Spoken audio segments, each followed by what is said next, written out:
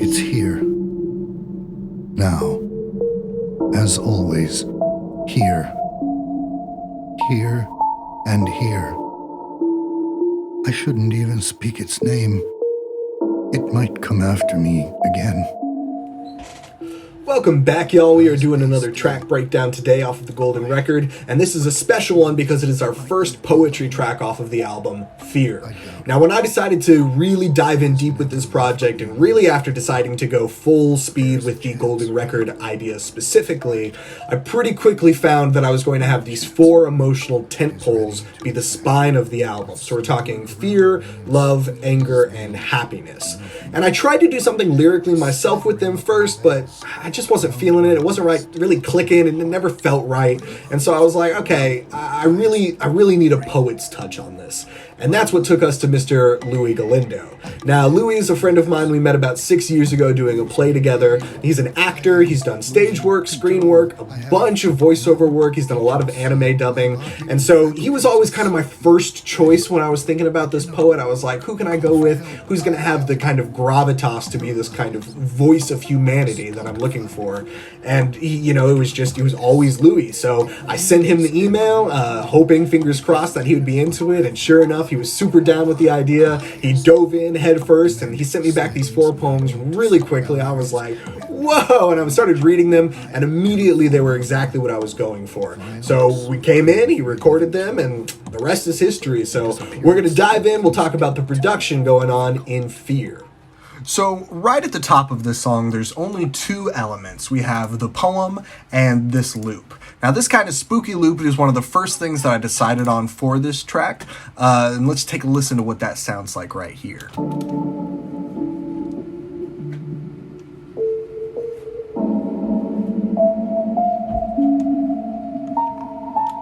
So as you can hear, it's not a very complicated melody. It's just a little something with a lot of reverb on it to make it really have that spooky kind of ethereal, ghostly quality that's there.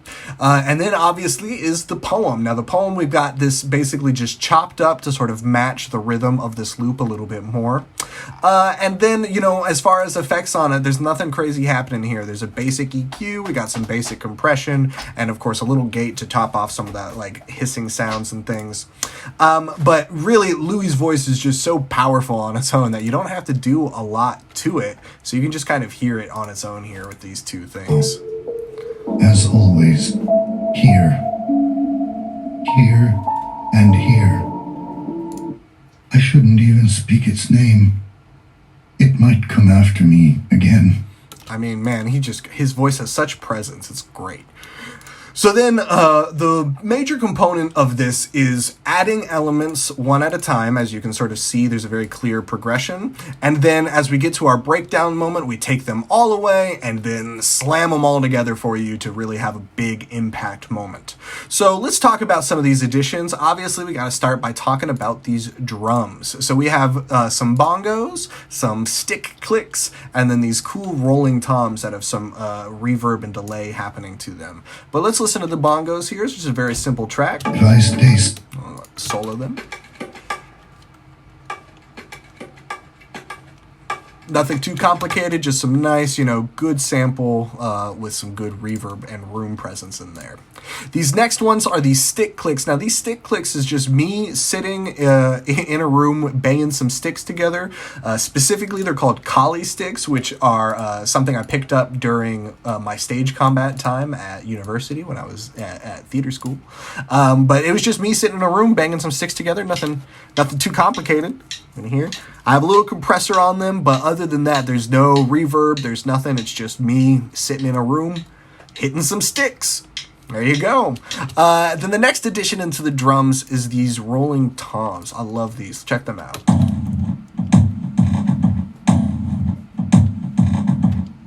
So there's a bit of a delay happening in there. You can hear a little bit of a reverb. There's some cool reversing happening on the sort of roll, which is basically just getting the roll, and you can kind of see here is where we have them reversed. It just creates this cool texture altogether. And then when those toms come in, we get this screech. And now this screech was from the Moon Hooch and Andrew Huang pack that they put out. It's just a free pack for you to check out. I highly recommend it. Some fun little atmospheric elements in there. But just give this a listen. This fun. It almost sounds like an eagle or something. And there's really, I haven't done anything to that. Look, there's nothing on this effect rack. I haven't flattened it at all. It's just that with an impact that comes after. So you have the screech, then the screech reversed, and the impact. Let's listen to that.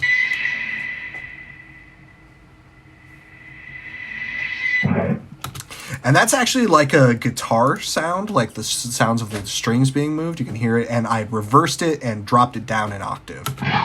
There you go. See, it's just a little, like if you reverse it. There we go. Just that sound. And then drop it down an octave to where it was. And you can hear that fun kind of grunt. Yeah, I just like how those sounded together. Now, the next addition that we have is our flute. Stultified. Really interesting sample. I really wanted to play with kind of the airiness in this song. You know, Fear to me, I was picturing like a very barren kind of wasteland while this song is playing.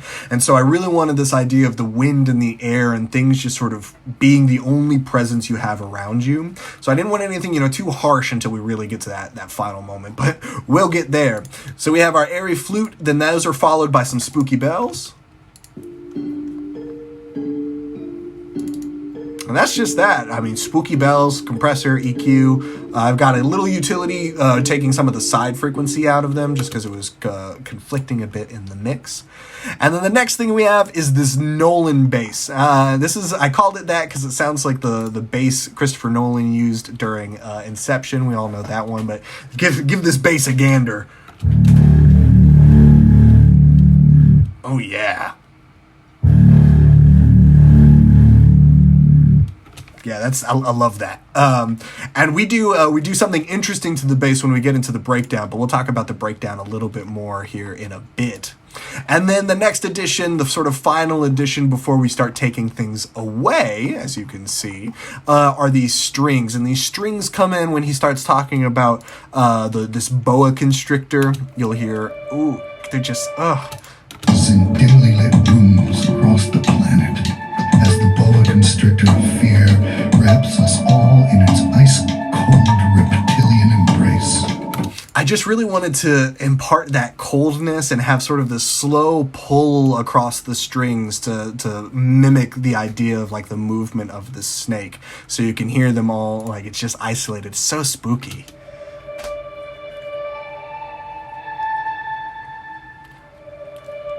Well, uncomfortable. You know, just sort of helps to imply that iciness of what she's speaking of.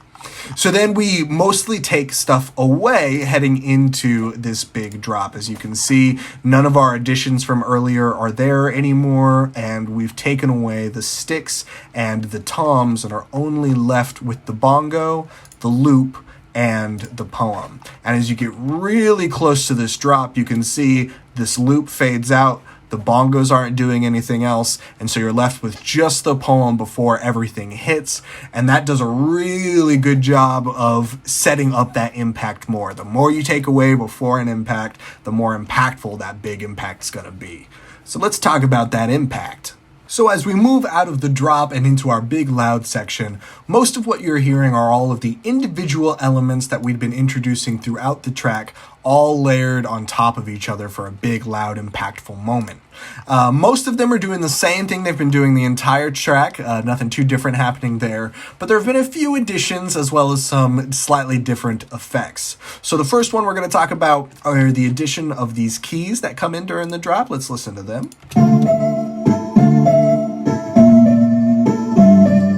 You know, they're still real spooky, they fit the vibe, and mostly what they're there for is just to help keep the momentum up during the drop, keep that sense of urgency in there, because a lot of the sense of urgency prior to that moment has been through the poem. But the poem ends during the drop, so as we got into our big loud section, I needed something to help fill that void a little, and that's one of the ways we did it.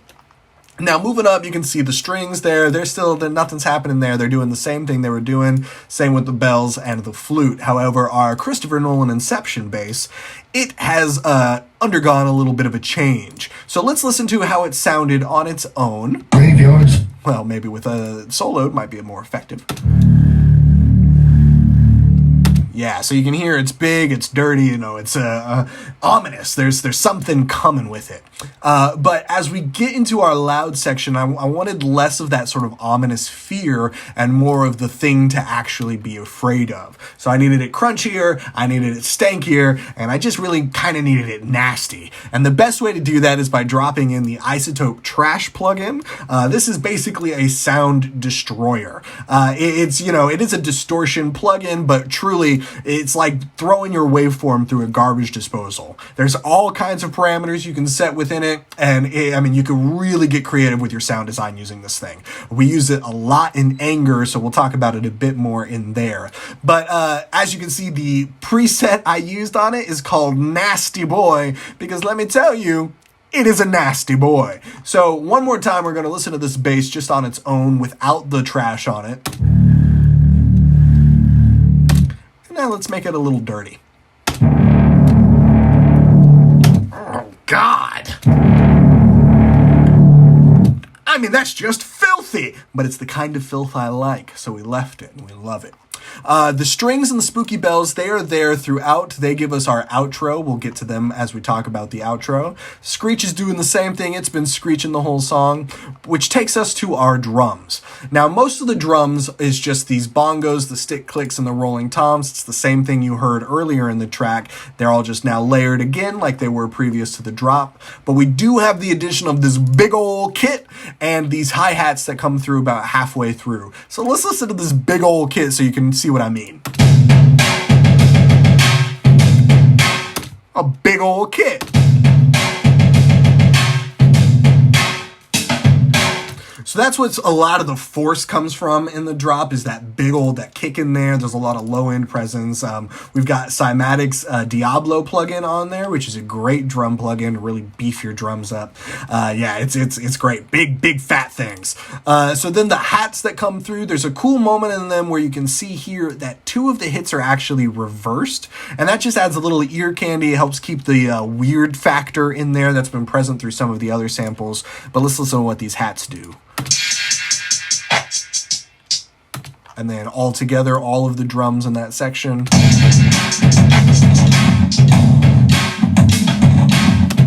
Just real big, loud things.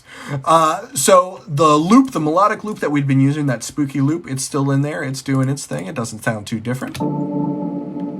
Almost identical, some would say, to what we heard earlier. But a lot of the melodic changes in the drop come from our big old synth lead, which I have called Ree! And if you don't know why, it's because it sounds like this. Yeah, this really was a late addition to the drop. It wasn't something that I had originally thought about putting in first. We had our big drums and sort of those spooky keys and everything, but I felt like it was missing a little extra something. It needed that fear factor, as it were. And I just felt like this really helped bring that fear, the scared, this alarm that can come with being afraid is happening here in the Rees.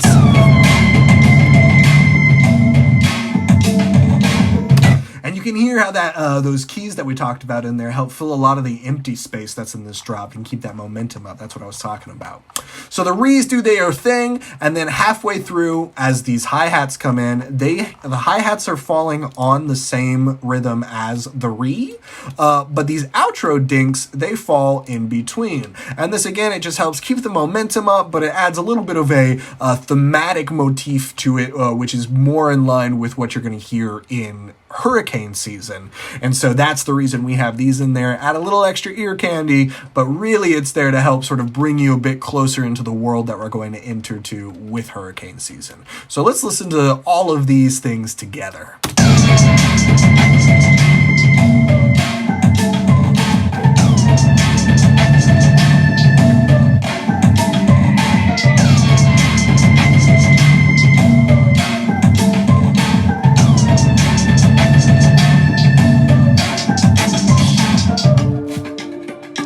bell and the strings, with the bongos and the sticks, and our dinks. So that was Fear. That was the first poetry track off of the album. I cannot wait to talk to y'all about the other three, because each one of these poetry ones has very unique production elements happening in each one that's very specific to each of those tracks. So big thanks to Mr. Louis Galindo again for killing it on all of these poems, and thank y'all for all of your support. I'll see you on the next one.